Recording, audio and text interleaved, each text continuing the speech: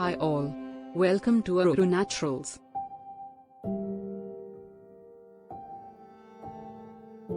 Essential oils are powerful plant extracts with various benefits. They come in many types, including floral, citrus, and herbal.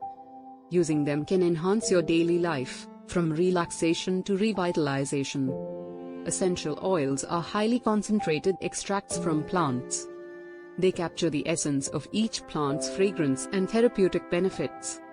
From relieving stress to boosting immunity, these oils have a wide range of uses. Let's explore the different types of essential oils. First, there are floral oils, like lavender. These oils are calming and great for relaxation. Next, we have citrus oils, such as lemon, known for their uplifting properties. Then, there are herbal oils, like peppermint, which can invigorate and energize you. How do you use these oils? You can diffuse them in your home for a pleasant aroma. You can also mix them with carrier oils for soothing massages. Alternatively, add a few drops to your bath for a relaxing soak.